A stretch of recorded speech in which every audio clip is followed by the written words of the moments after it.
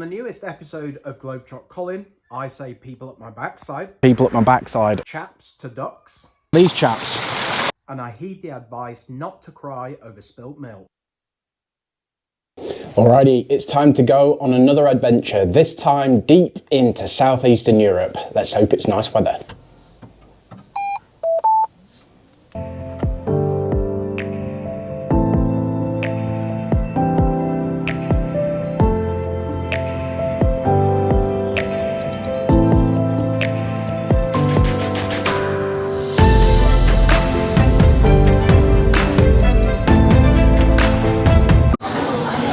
Alright, so here we are in the airport now at Luton, waiting to fly to Skopje in North Macedonia.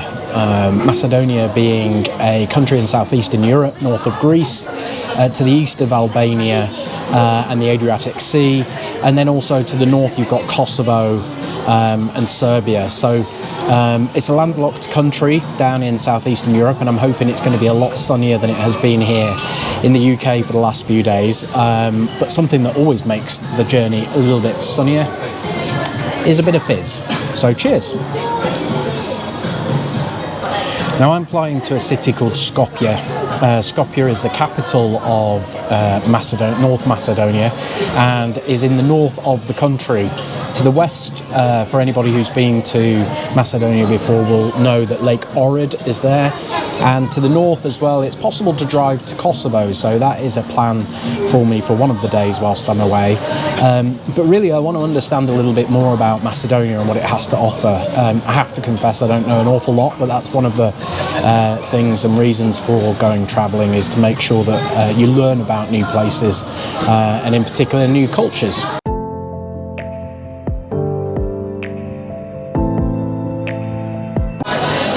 Now today's tipple of choice is a British rosé sparkling wine called Chapeldown from Tenterton, England, and is made using the traditional method, which is good.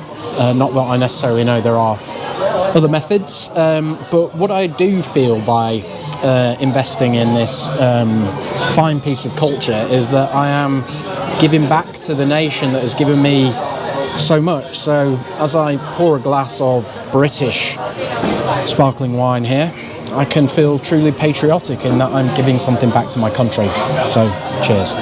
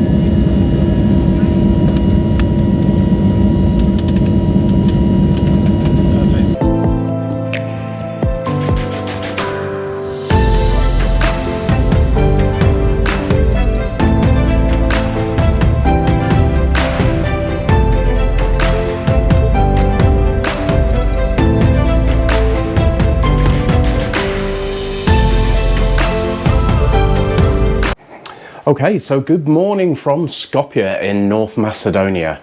When I looked at the weather before I came, it said that I was going to get 25 degrees and good sunshine, but actually now if we take a look out the window, it really is anything but. But the hotel that I'm staying in is the Marriott, which is in central Skopje. And I have to say it's been very comfortable, a nice room, it's quiet, good room service, so all in all pretty good. All right, so here we are in central Skopje. There is the Marriott that I stayed in before, and just in the foreground here we have the statue of Alexander the Great. And this statue has caused quite a furore, I've been reading online, because in 2011 when it was erected it cost about 7 million euros, and also the Greeks believe that Alexander the Great was more Greek than he was Macedonian, and so therefore they see it as a slight on them that they have erected this in the central square. But looking around, it is a stunning area, and I'm just hiding outside the rain at the moment by a wall, so it's not all glamorous when you travel.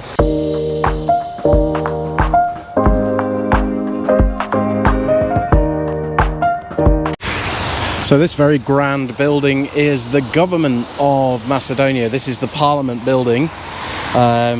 Here it's slightly outside the centre of the city, but very, very attractive to look at.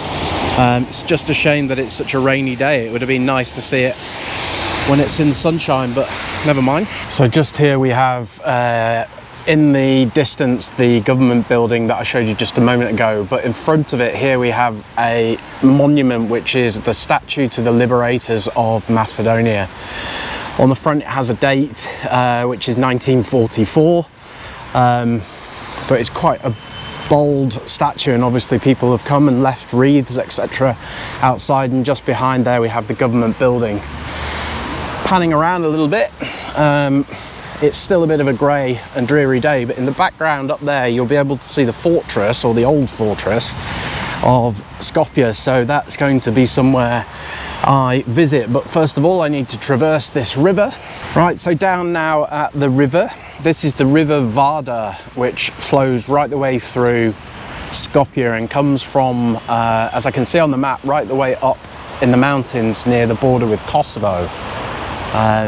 But as you can see, there's quite a flow, and I can imagine in summer that this is absolutely packed out here with people eating, having drinks, barbecues, whatever. Very nice area.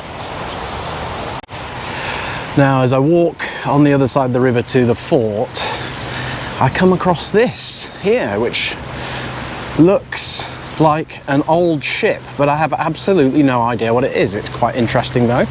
I would imagine it's just a restaurant, but it looks quite interesting, so I thought I would add it to my video. You don't get this kind of travel journalism elsewhere. Stay tuned for more. I don't know what this is.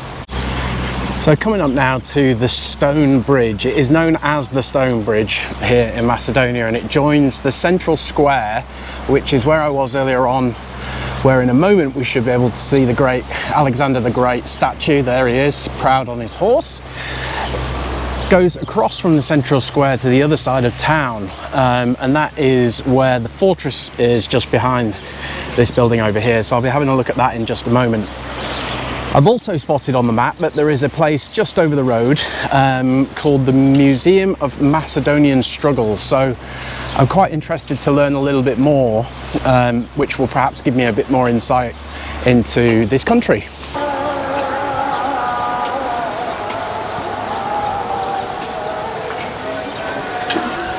I don't know if you can hear that in the background, but it is what I assume to be a call to prayer, the Salah. Okay, inside the Museum of the Macedonian Struggle now, so that I can hopefully learn a lot more about this country. I will do a video after this to share a little bit about what I've learned along the way, but it already looks amazing, so I'm looking forward to it. So I said after I had been to the Museum of the Macedonian Struggle that I would put a short video together just to explain what I'd learned and what I'd seen. Now, the first thing I would say is that if you're in Skopje, pay it a visit. It is, I think it was 350 dinar, which is relatively cheap for a museum. And there was a lot of artifacts and a lot to see.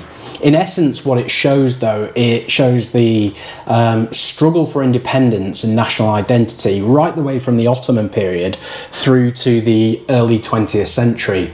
And in particular, it charts kind of cultural, political movements, social movements, etc., and ends with a lot of information, a lot of artifacts from the Second World War.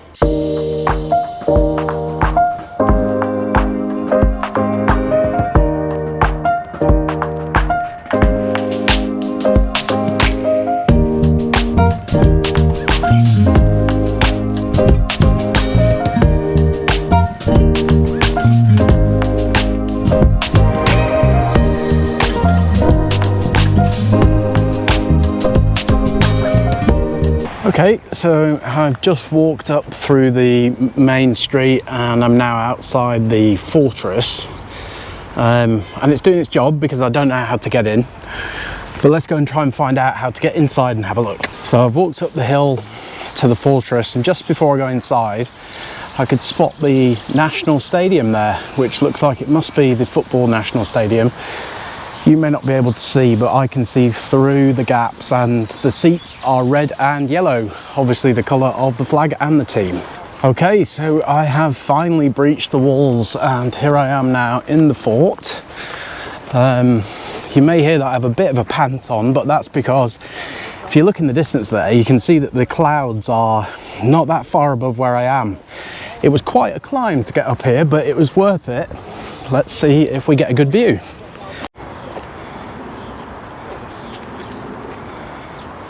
All right, questions. So I sort of half expected that it was going to be a fort that I could go inside and physically feel, you know, walled in and like I was inside a castle, but I think actually the real castle, or the original castle, is probably under where I'm walking. There isn't any sign or information exactly about what this fortress looked like, but I am enjoying the view down to Skopje, and it's quite a sprawling city. It goes right into the distance over there and then right into the distance on this side as well. And that was one thing I noticed when I saw Skopje on the map, that actually it's quite a, you know, a long spread out city rather than dense in the centre. Well, I don't know for sure, but I would hazard a guess that these are possibly reconstructed foundations or walls that used to make up part of the fort here.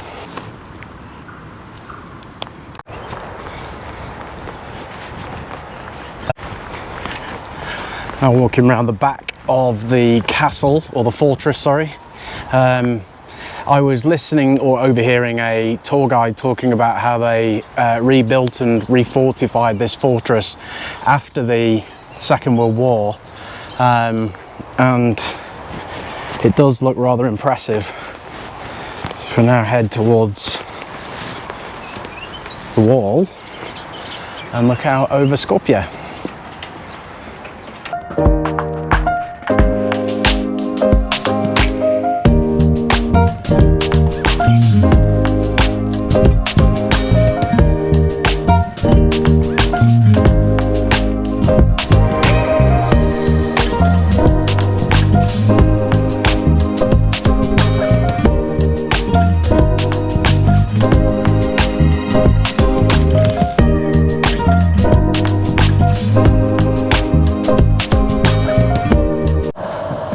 Hello and good morning from North Macedonia this morning, from Kosovo. I have just crossed the customs back there and have just entered Kosovo on my way to a city called Pristina. And I've rented a very nice Skoda Fabia, which is serving me pretty well.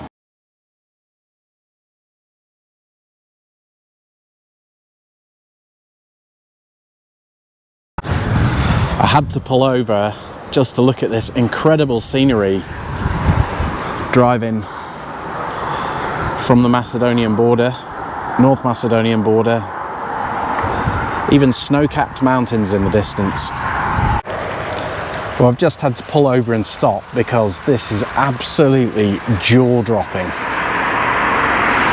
Absolutely incredible scenery on this drive from North Macedonia to Pristina, I think the name of the town is that I'm going to.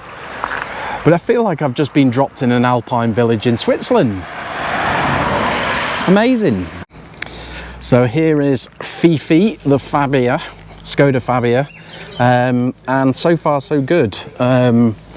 One thing I have noticed though is that I think I'm the only person who has abided by the speed limit, because it feels like everybody else wants to travel 100 miles an hour wherever they're going. So I've got basically people at my backside all the time, so pulling over actually gives me a bit of respite, and then I can choose to go again when there isn't any traffic. But I'm marveling at those mountains in the distance. This is such an impressive countryside.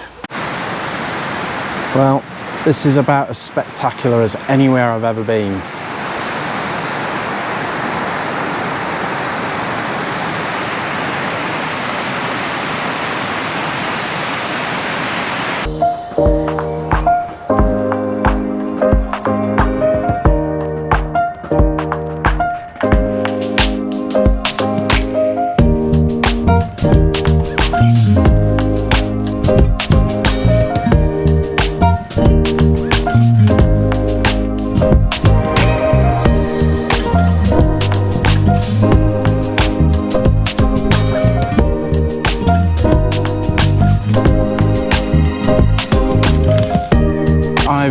To visit the memorial home of Mother Teresa, who was born in Skopje back in 1910. Teresa isn't actually her real name. I don't want to try and pronounce it because it is a Macedonian name, but she was of course famed for her peacekeeping efforts and charitable efforts around the world throughout her lifetime. But here is a memorial home dedicated towards her, which is where her and her family once lived. So this has been rebuilt on the ground where her family used to live, and it's next to a rather grand church, I think, there. But you can see that this is quite a beautifully reconstructed house. So I found a board here that has a bit of information about her, and apparently there is a cultural route that you can take called On the Trail of Mother Teresa, and it's part of a program called the Cross-Border Cooperation between Kosovo, whose flag is there, and North Macedonia, whose flag is there.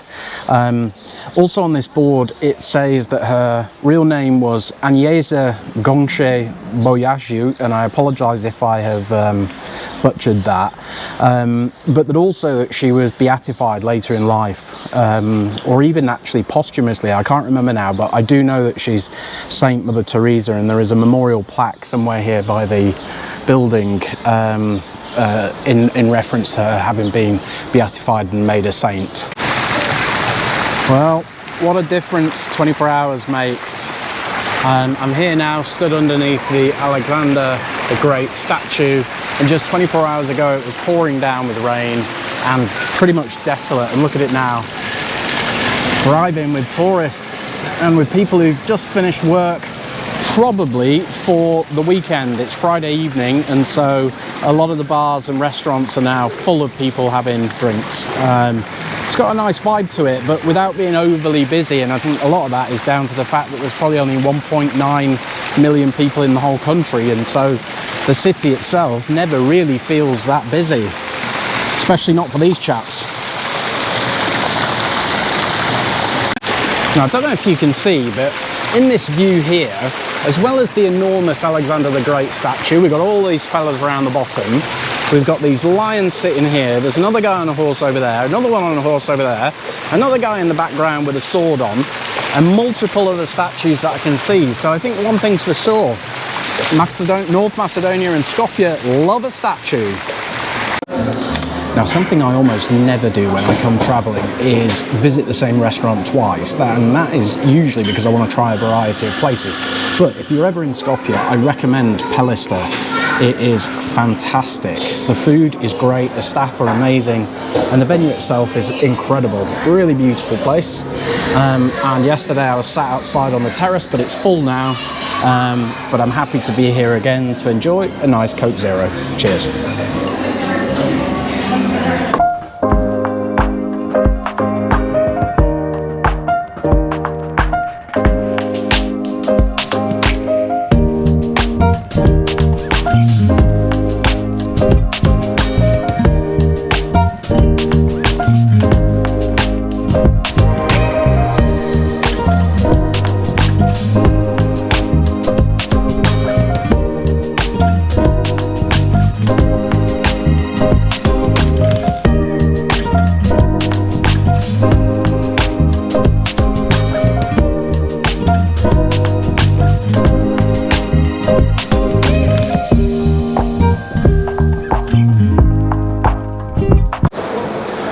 Okay, so what after feels like 2 or 3 hours queuing in Skopje International Airport, I'm finally in the lounge now, waiting to get my plane. Got a nice view over the apron over there, so if anybody's a nav geek like me, Skopje International Airport has a good view out over the apron.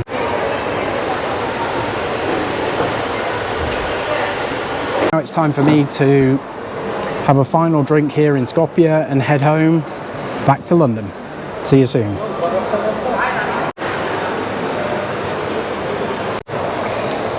So one of my good friends recommended that I explain a little bit about the route to get here, and then also the prices and costs of travelling to Macedonia.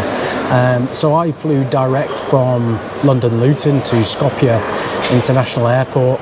It's about a 20-minute drive from the airport to the city, but it's very accessible compared to some other cities where it might be an hour or more.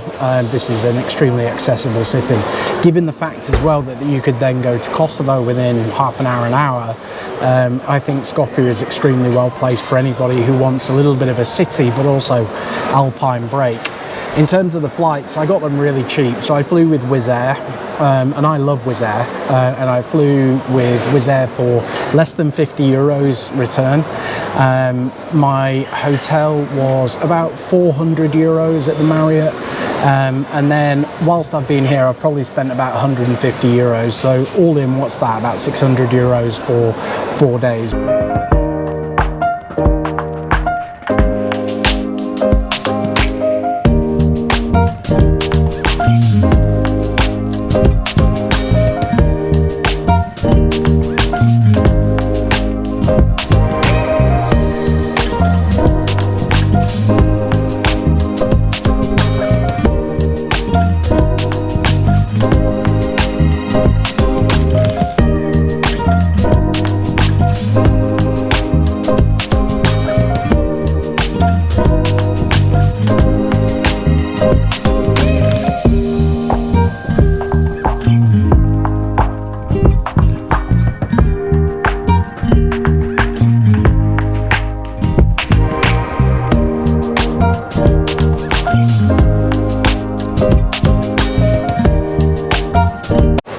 So I suppose then, as a final thought, the question is Macedonia do or Macedonia don't? And for me, it is a do, but largely because that you can easily access Kosovo as well, and therefore you can do 2 countries in one. You can see some incredible scenery.